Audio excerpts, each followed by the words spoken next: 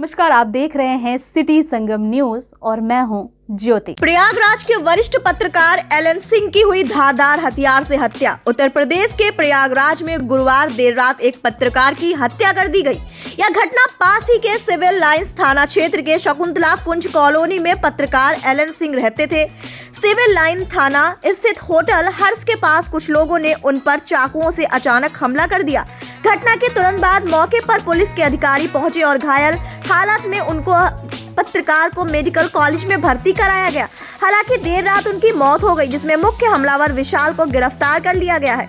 Police की जांच के मुताबिक पत्रकार की कुछ दिन पहले ही किसी बात को लेकर विवाद हुआ था और जिसके कारण ही पत्रकार की हत्या हुई है। घटना के बाद पुलिस ने एक आरोपी को घेरा और एनकाउंटर के दौरान आरोपी घायल हो गया। सवाल यह खड़ा होता है कि पत्रकार चौथा स्तंभ होता है, लेकिन उसके लिए कोई सुरक्षा नहीं। पत्रकार की मौत पर कोई मुआवजा क्यों नहीं? बहुत कुछ अभी कहने की स्थिति में तो हम नहीं हैं, हम जानते हैं, लेकिन जो भी ये हुआ जी, ये अत्यंत निंदनीय है जी, क्योंकि ये सिर्फ हत्या नहीं है। जी बिल्कुल। आप लोगों ने देखा होगा, चापड़ से कम 20-21 जगह मारा गया, जिससे हर अंग आधा कट गया। जी जी ये एक जघन्य अपराध है। जी, मैं पुलिस कमिश्नर प्रयागराज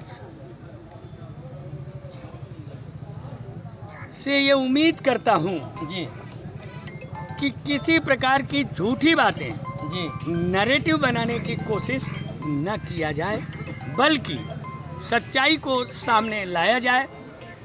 सुना है मैंने कि 1, 2, 3 पकड़े गए हैं, घायल भी हैं, जी, तो इनकी पूरी जांच एकदम निष्पक्ष तरीके से हो। कोई मोटिव मालूम पड़ा कि आखिर इतने अच्छे अभी आदमी को तो तक ऐसे क्यों मारा गया? यही तो अब तक हम लोगों को भी समझ में नहीं आया। जो कहानी नैरेटिव की जा रही, जी बिल्कुल। उस कहानी से फिलहाल मैं एक अधिवक्ता होने के नाते, जी बिल्कुल, और यूँ कह लीजिए मैं इस हाई कोर्ट का प्रतिनिधित्व भी कर चुका हूँ, यहाँ का महासचिव, जी, यहाँ का प्रेसिडेंट रह चुका हूँ, जी, तो मैं किसी नैरेटिव से प्रभावित नहीं होता। वही प्रॉपर्टी का था। कैसी प्रॉपर्टी? बच्चा घबरा रहा है थोड़ा सा बोलने में। हाँ, आप बिल्कुल बताएं। बच्चा है ठीक है, घबरा रहा था। एलन सिंह भाई साहब जो है, आज करीब 22 साल से वो पत्रकारिता कर रहे हैं। क्षेत्र में, जनपद में, हमेशा समाज में अच्छे कार्य को लेकर उन्होंने हमेशा मदद किया लोगों को। और कल शाम को 7:30-8 बजे करीब कॉल आया, 9 बजे करीब घटने के बाद 10 बजे करीब इनके पास कॉल आया, घर में कॉल आया कि इस तरीके से मेरे साथ घटना घटी है, हम बहुत परेशान हैं। आनंद फानंद में बेटा भाग के गया मौके पे, तो देखा कि एम्बुलेंस और पुलिस की वहाँ पे द्वारा उनको पूरा ले जाया जा रहा था। सूचना के अनुसार ये पहुँचे वहाँ पे मेडिकल कॉलेज में, जहाँ पे मेडिकल कॉलेज में ही उनको इलाज चला। आईडी नीचे कर दो। एडमिट करने के दौरान उनकी मृत्यु हो गई। ये आपको कब सूचना मिला जब घटना हुई थी? कितने बजे? कल शाम को करीब रात में 10 बजे करीब, और इनके व्हाट्सएप ग्रुप जो कि सर्विस में जुड़े हुए हैं, और उसमें करीब 10:17 पे एक संदेश आया। संदेश भी लिखा हुआ था कि एलन सिंह साहब के साथ में घटना घटी है। उस समय एलन सिंह के साथ कौन कौन था? कुछ और? ये तो जानकारी उस मौके पे जो वहाँ रहा है, इसके पीछे जो जिसने हत्या की है उसके साथ में कितने लोग शामिल थे, कौन उसकी हत्या में शामिल था, किसने इसको इतनी क्रूर हत्या करने के लिए उकसाया, एक जांच का विषय है। और ये जांच होनी चाहिए, निष्पक्ष जांच होनी चाहिए। हम लोग सब लोग परिवार के प्रति, लड़का बेरोजगार है और एक पत्रकार होने के चलते आज बच्चा बेरोजगार हो गया है, अनाथ हो गया है। तो मैं मांग करता हूं उत्तर प्रदेश की सरकार से कि इस बच्चे को, नौजवान बच्चे को, और इनके पिता का साया चला गया है, तो इनको जितना भी हो सकता है कंपनसेशन और एक सरकारी नौकरी देने का आप लोग सहयोग करिए, जिससे कि पत्रकारों की आवाज़ को जिस तरीके से कल दबाया गया है, वो आवाज़ कहीं ना कहीं आप ही के द्वारा उठाई जाएगी। प्रयागराज की पुलिस प्रशासन से आप क्या चाहते हैं और माननीय मुख्यमंत्री योगी आदित्यनाथ जी से क्या चाहते हैं उत्तर प्रदेश? हम माननीय सरकार से चाहेंगे, उत्तर प्रदेश की सरकार से, कि इनके परिवार को आर्थिक मदद दे और ये बच्चे को, एलन सिंह साहब जो वरिष्ठ पत्रकार थे, उनके बेटे को एक सरकारी नौकरी दे, जिससे कि परिवार का पालन पोषण सही तरीके से हो सके। और जो घटना घटी है, ये घटना पत्रकार के साथ ही नहीं, समाज के किसी के साथ भी इतनी क्रूर तरीके से हत्या जिन लोगों ने किया है, उसके खिलाफ जो कार्रवाई पहले सरकार ने की थी, बुलडोजर की, एनकाउंटर की, वो चालू रहनी चाहिए, बंद नहीं होनी चाहिए।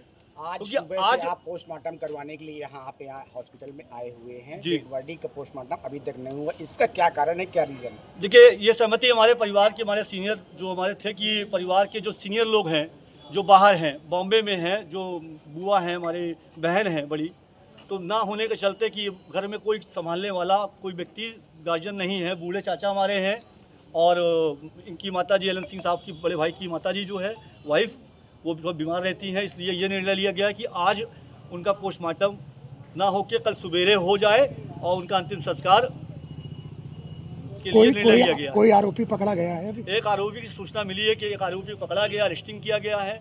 अब उसके बाद कितने लोग उसमें जो घटना हुई है, वो हत्या हुई है, उसके बारे में आप क्या कहना चाहेंगे? कल मैं बाहर था चुनाव प्रचार में, हमको रात में 11 बजे जानकारी हुई, तो मैं प्रयागराज के लिए निकला।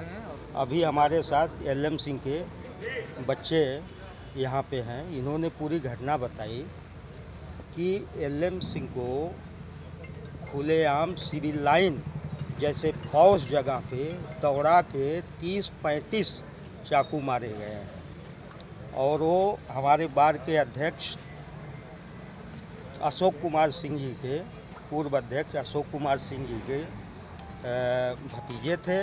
और जिस तरह से घटनाएं आए दिन पत्रकार और वकीलों के ऊपर हो रही हैं, ये बड़ा ही चिंतनीय है। प्रशासन इस विषय पे कुछ भी नहीं कर रहा है, केवल हम लोग प्रताड़ित हो रहे हैं।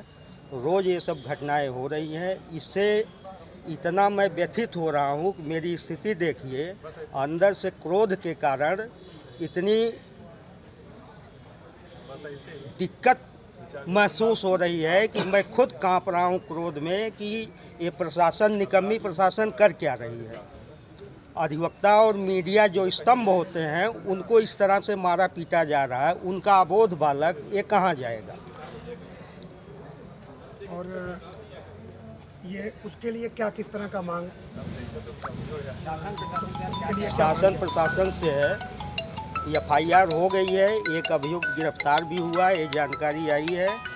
जल्द से जल्द जो भी हो, इसका रहस्य, जितने लोग हों वो लोग की तत्काल गिरफ्तारी हो और उनको उचित दंड मिले, ताकि इस अबोध बालक, इनका परिवार और सरकार से मेरी मांग है, पूरे मीडिया समाज से, कि एलएम सिंह के जो भी रिश्तेदार हैं उनको 50 लाख रुपए का हर्जा खर्चा दिया जाए।